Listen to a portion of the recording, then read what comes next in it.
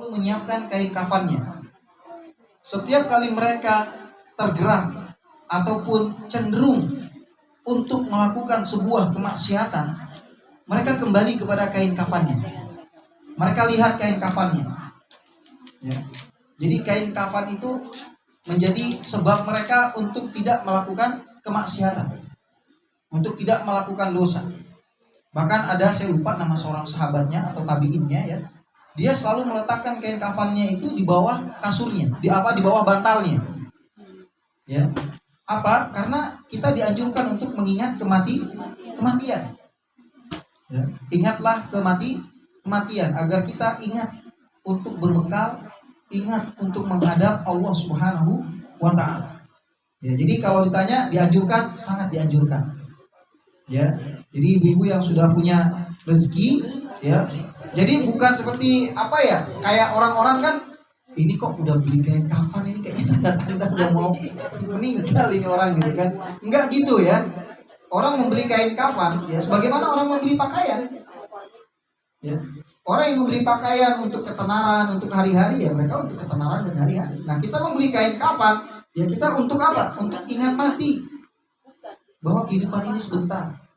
Kain kafan ini suatu saat akan kita kenakan. Dan kalau kita sudah mengenakan kain kafan ini, kita akan mempertanggungjawabkan perbuatan kita. Nah, kalau makam, ya kalau mempersiapkan makam, wallahu a'lam ya. Saya belum pernah dapati ada sahabat tabi'in ataupun yang lainnya mereka menyiapkan makamnya. Ya, kenapa? Karena pasti yang namanya kaum muslimin, ya, mereka ketika wafat, meninggal, ya, kemudian mereka dimandikan, dikafani, disolatkan dan dikuburkan, itu sudah menjadi tanggung jawab kaum muslimin. Ya, tanggung jawab kaum muslimin. Tapi kalau secara fikihnya kita menyiapkan boleh, ya itu boleh-boleh saja. Ya itu nggak masalah. Ya tapi kalau misalkan kita merujuk apakah dulu ada gitu kan sahabat, tabi'in ataupun orang-orang soleh terdahulu mereka menyiapkan makamnya, itu kita belum dapati. Karena kita nggak ada yang tahu akan wafat di mana. Ya, kita nggak ada yang tahu kita akan wafat di mana. Ya. Dan ketika kita wafat, yang namanya makam itu tanggung jawab umat Islam dan terkhusus keluarga. Ya, jadi keluarga baru umat. Sampai ada beberapa sahabat yang mereka jangankan makamnya, bahkan kain kafannya dia nggak punya, sehingga dan diambil dari Baitul Mal kaum muslimin. Ya, seperti itu. Wallahu taala. Nah, yang ketiga, bagaimana menjawab pertanyaan anak? Bagaimana nih kok Israel suka zolim, ya, suka menipu, suka menyiksa, tapi kok masih dibiarin? Kenapa sih Allah menciptakan Israel? Ya, karena Allah juga menciptakan iblis.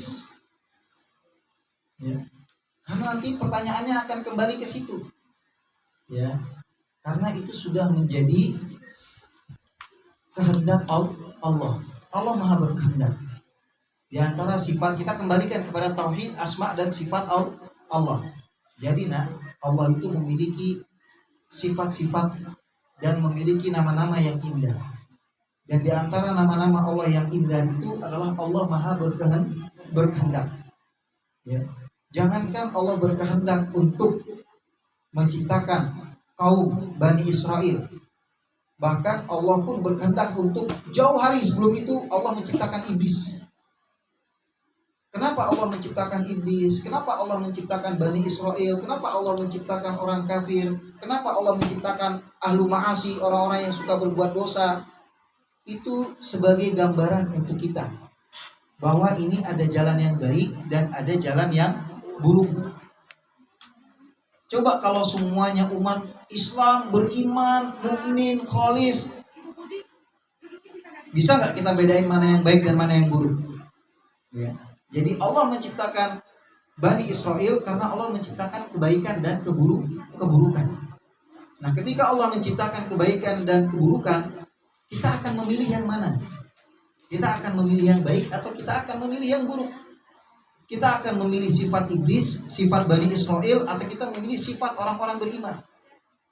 Nah, ini cara kita untuk menjawab anak-anak kita. Artinya apa? Sadarkan mereka dengan realita, dengan contoh-contoh. Allah ciptakan daun, ada yang kecil, ada yang gede. Allah ciptakan pohon, ada yang kecil kayak pohon toge, ya, sampai ada yang sebesar pohon beringin.